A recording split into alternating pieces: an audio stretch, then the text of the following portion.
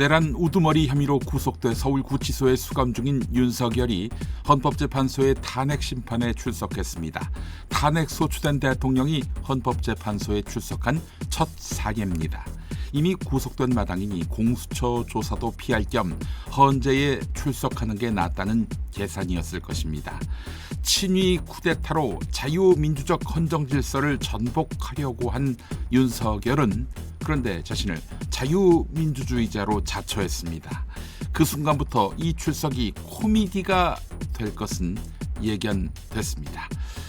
윤석열은 내란 혐의에 대해서 모르쇠와 책임 회피로 일관했습니다. 심지어 증언은 물론 검찰 공소장에 나온 국회 폐쇄 시도를 부정했습니다. 사실 이 문제가 탄핵 심판 수사의 핵심이지요. 김용민! 검찰이 김용현 전 국방부 장관으로부터 계엄 포고령 1호 작성 과정이 담긴 노트북을 파쇄했다라는 취지의 진술을 확보했습니다. 공수처의 윤석열 대면 조사가 더 중요해졌다는 분석이 나옵니다.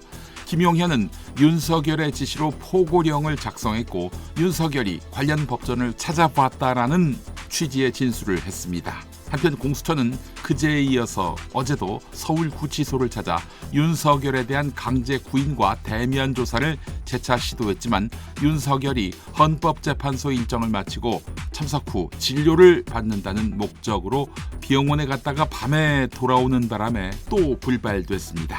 김용민! 경찰은 김성훈 경호처장 직무대행에 대한 구속영장을 재신청한다는 방침입니다. 한편 경찰은 서울 서부지법 폭동으로 체포된 시위대 전원을 구속심사대에 올렸습니다. 이런 가운데 서부지법 7층 판사실 출입문을 부순 40대 남성 사랑제일교회 이모 전도사를 긴급 체포했습니다. 사랑제일교회는 손절했지만 전광훈이 임명한 전도사라는 사실은 영상 자료로도 확인됩니다. 당일 현장에 없었더라도 난입을 교사 방조한이들, 즉 불법 행위를 선동한 배후를 찾겠다는 경찰의 의지도 강합니다. 그래서 경찰은 전광훈을 입건했습니다. 아직 미국에서 돌아오지 않고 있는데 수사의 귀추가 주목됩니다. 김용민! 복수의 민주당 핵심 관계자에 따르면 이재명 대표가 최근 당 지도부를 향해 여론조사에서 당 지지율이 이렇게 나오는 정확한 이유를 분석해달라고 말했다고 합니다.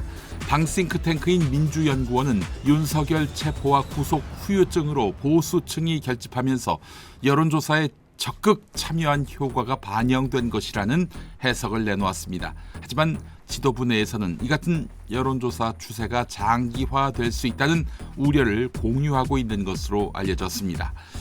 이재명 대표 측은 설령 보수가 과표집됐다 하더라도 대중들은 지금의 여론조사 결과를 기정사실로 인식할 것이라는 반응을 보였다고 합니다. 김용민!